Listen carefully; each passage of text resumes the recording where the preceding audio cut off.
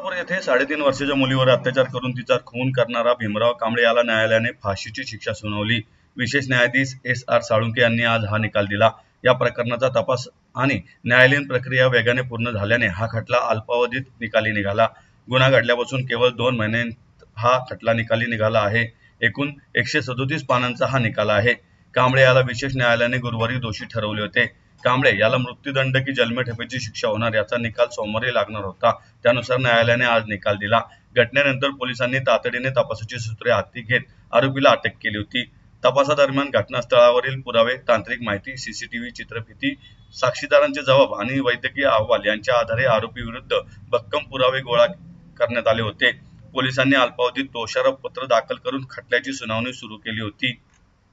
सरकार पक्षाच्या म्हणण्यानुसार आरोपीने नियोजनपूर्वक चिमुकलीचे अपहरण करून अत्याचार केला आणि पुरावे नष्ट करण्याच्या उद्देशाने तिचा खून केला। दुसरीकडे बचाव पक्षाने पोलिसांनी सादर केलेले पुरावे परिस्थितीजन्य असल्याचा दावा करत हा गुन्हा दुर्मिळातील दुर्मिळ प्रकारात मोडत असल्याचं न्यायालयात मांडलं। नसरापूरची केस दुर्मिळातील दुर्मिळ आहे। क्रूरपणे हत्या आणि इतर घटक आहेत। वय आणि मानसिक स्थिती आरोपीच्या बाजूची नाही असं निरीक्षण न्यायालयाने नोंदवलं होतं। आरोपीला शिक्षा देण्याचे मुद्दे लक्षात घेतल्याचं न्यायालयाने स्पष्ट केलं होतं। न्यायाधीशांनी सुनावणीच्या वेळी सांगितलं की दोन्ही पक्षांचे युक्तिवाद ऐकल्यानंतर न्यायालयाने अंतिम निकाल तयार केला आहे। सर्व 7 गुन्हे आरोपीचे सिद्ध झाले आहेत। देशातील यापूर्वीच्या खटल्यातील निकालांचा आधार घेतला आहे। बलात्कार आणि अमानुष खून केल्याप्रकरणी यापूर्वी फाशीची शिक्षा देण्यात आली आहे। आज निकाल दिला कोर्टाने। ही रेअरेस्ट ऑफ रेअर केस आहे असं ग्राह्य धरून, असं मान्य करून कोर्टाने त्याला तीन वेगवेगळ्या कलमांखाली फाशीची शिक्षा सुनावलेली आहे। होती, परंतु कोर्टाला पुराव्याच्या पलीकडे जाता येत नसतं। जनभावना किती जरी स्ट्रॉंग असली तरी सुद्धा कोर्टासमोर त्या पद्धतीचे पुरावे पोलिसांच्या तपासातनं आणि सरकार पक्षाच्या मेहनतीतनं ते पुरावे समोर आले। त्या पुराव्यांची टेस्ट केली जाते क्रॉस एक्झामिनेशननी। आरोपीतर्फे जे वकील दिले गेले होते त्या वकिलांनी त्याचा उलट तपास घेऊन ते पुरावे खोटे पाडण्याचा भरपूर प्रयत्न केला, परंतु त्यांना ते यश आलं नाही। सगळे पुरावे हे आरोपीची गिल्ट, आरोपीचा दोष सिद्ध करण्यासाठी सफिशियंट होते। हो, 100% ही रेअरेस्ट ऑफ रेअरच केस आहे।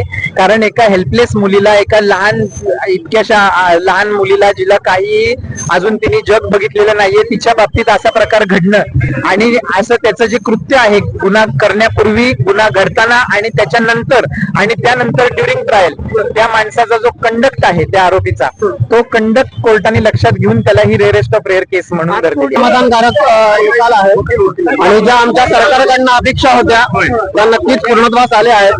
पण अजून समाधान तेव्हाच होईल की जेव्हा या फाशीची अंमलबजावणी होईल, तेव्हा अजून समाधान नसेल। मी पहिल्या दिवसापासूनच सांगतोय, आपले संदीप गिल सर असतील, SP सर असतील, आपला इन्व्हेस्टिगेशन ऑफिसर विजयमाला पवार असतील आणि त्यांची सगळी टीम असेल, त्यांनी उत्तम प्रकारे अगदी अपेक्षेप्रमाणे खूप चांगला सहकार्य केलेलं आहे आणि त्याचा रिझल्ट आपल्याला दिसतोय। वरच्या कोर्टामध्ये देखील हे टिकू शकतात असं वाटतं?